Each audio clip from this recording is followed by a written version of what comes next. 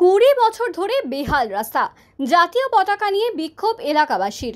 মুর্শিদাবাদের সাগরদিঘির কাবিলপুর পঞ্চায়েতের কাবিলপুর এলাকায় 9 কিলোমিটার রাস্তা দীর্ঘদিন ধরে বেহাল। বারংবার প্রশাসন মহলে জানিয়েও রাস্তা মেরামতের কাজ হয়নি, এমনটাই অভিযোগ এলাকার মানুষদের। বুধবার সকাল 10টা থেকে এলাকার স্কুলের ছাত্র থেকে শুরু করে আবাল বৃদ্ধ বনিতা বিক্ষোভ মিছিলে সামিল হয়। এলাকাবাসীর অভিযোগ, প্রতিনিয়ত এই এলাকার পথ দুর্ঘটনার হার বাড়ছে রাস্তার জন্য। তাই আজ সকাল থেকে সর্বদল নির্বিশেষে এলাকার বাসিন্দারা বিক্ষোভ মিছিলে সামিল হন হাজার হাজার মানুষ।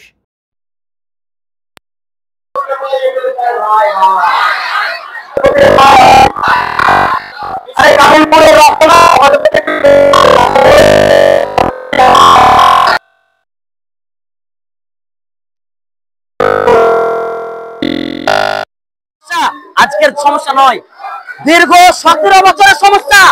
আমাদের এই সমস্যা অঙ্কের মতো, ছাত্রছাত্রী যারা অঙ্ক পারে না তাদের মতো হয়ে গেছে। আমরা একটা ভুল বোঝানো হয়েছে দিনের পর দিন। রাস্তা নিয়ে কেন আমাদের আন্দোলন করতে হবে? আমাদের এই সমস্যা আর দেখার নয়। প্রত্যেকজন বাংলার মানুষ, প্রত্যেক শিক্ষিত সমাজ জানে যে কাবিলপুরে একটা সমস্যা, সেটা হচ্ছে রাস্তার সমস্যা। এত বেহাল অবস্থা যে আমরা মুখের ভাষা কিন্তু ঠিক থাকছে না। তবু আমরা কিন্তু গণতন্ত্র মেনেই এই আন্দোলনে নেমেছি।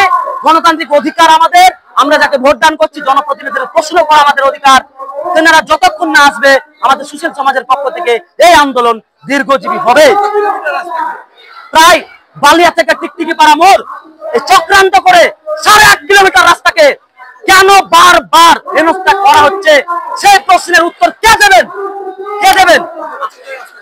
প্রায় মোটামুটি 17 বছর ধরে কোনো পুনর্নির্মাণ হয়নি।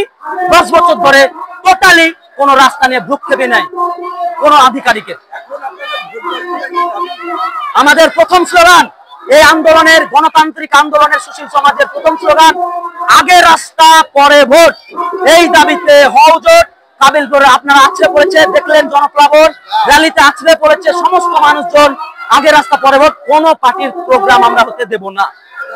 ইজাজ আহমেদ, কাবিলপুর সুশীল সমাজের নাগরিক। রাস্তা দীর্ঘ প্রায় 17 বছর যাবৎ কাবিলপুরের রাস্তাটা পুনর্নির্মাণ হয়নি। 2008 সালে প্রথম হয়েছিল, আজকে 2025 সাল অতিবাহিত হতে গেল। এত বছর যাবৎ রাস্তাটি হয়নি। আমরা বহু আবেদন নিবেদনের পরে মাননীয় এমপি, মাননীয় এমএলএ, সভাধিপতি মহাশয়, ডিএম সাহেব, বিডিও সবার দ্বারস্থ হয়েছি। সবাই কিন্তু বলেছেন রাস্তা হবে, কেউ বলেছেন ভোটের পরে হবে, কেউ বলছেন ভোটের আগে হবে। এখন পর্যন্ত রাস্তার কাজ শুরু হয়নি। তাই আমরা বাধ্য হয়ে আজকে আন্দোলনে নামতে বাধ্য হয়েছি। আচ্ছা, আজকের কর্মসূচি কি ছিল? আজকের কর্মসূচি আমাদের প্রথম থেকে যেটা সিলেক্ট ছিল যে আমাদের কাবিলপুর কাশিয়াডাঙ্গা যে আপেল বাগান মোড় আছে, সেখানে আমরা জমায়েত হব। সেখান থেকে আমরা মিছিল করে বটতলা আসবো। বটতলা এসে আমাদের ধর্ণা অবস্থান এবং অবরোধ কর্মসূচি আমরা সফল করব। আমরা দেখলাম আপনারা মিছিলের মধ্যে স্লোগান দিচ্ছিলেন, সভাধিপতি হাই হাই, এমএলএ সাহেব হাই হাই। একেবারেই তাই। হাই হাই মানে একটা লজ্জার ব্যাপার, আমাদের যন্ত্রণার কথা। আমরা তাদের নেতা বা নেত্রী বানিয়েছি, অথচ আমরা দেখতে পাচ্ছি যে একটা চিঠি, মাননীয় সভাধিপতি মহাশয়ের একটা চিঠি, এই চিঠিটা যদি উনি দিতেন উপর দপ্তরে রুরাল পঞ্চায়েত রুরাল ডেভেলপমেন্ট অফিসে, যেমনটা ডিএম সাহেব দিয়েছিলেন, তাহলে কিন্তু পিডব্লিউডি রাস্তাটা অবলীলায় হয়ে যায়। অথচ উনি সে জায়গায় নিষ্ক্রিয় থাকেন। এটাও দেখলাম জাতীয় পতাকা ছিল।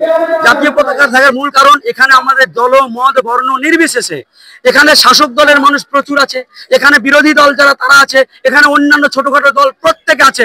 এক কথায় এটা কাবিলপুর বাসীর আওয়াজ, কোনো দলের নয়, কোনো শ্রেণীর নয়। ব্যানারে লেখা দেখলাম যে আগে রাস্তা পরে ভোট। আপনি কি ভোট বয়কট করছেন? দেখুন, কাবিলপুরের মানুষ ভোট বয়কটের পর্যায়ে পৌঁছে গেছে। আমরা একটা হিন্টস দিতে চাইছি। আমরা যারা ভোট করবেন, অর্থাৎ আমাদের যারা ভোট করবেন, এক কথায় তো তাদেরকে আমরা বার্তা এটা দিতে চাইছি যে এমন যন্ত্রণা পৌঁছেছি আমরা যে ভোট বয়কটের মতন কন্ডিশন, এই কন্ডিশনটা আমরা জানান দিচ্ছি। আমার নাম শহীদুল্লাহ। আপনি এলাকার বাসিন্দা? আমি এই এলাকারই বাসিন্দা। আচ্ছা, যদি এই সুরাহা না মেলে তাহলে দেখুন, কাবিলপুরের যন্ত্রণা দীর্ঘদিনের, তাই একের পর এক আমরা পদক্ষেপ নিব।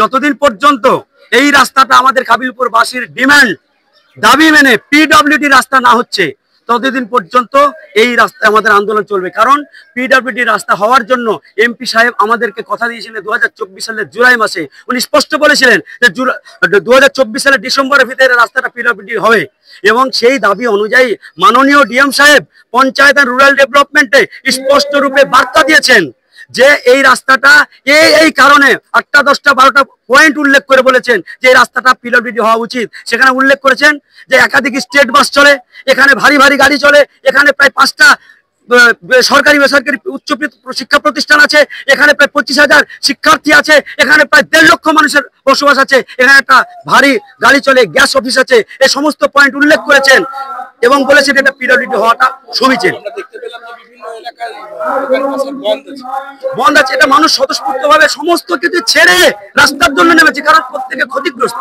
আজকে দোকানগুলো বন্ধ হওয়ার সামিল, বাইরে থেকে কোনো কাস্টমার আসছে না, তাহলে কি করে দোকানগুলো চলবে?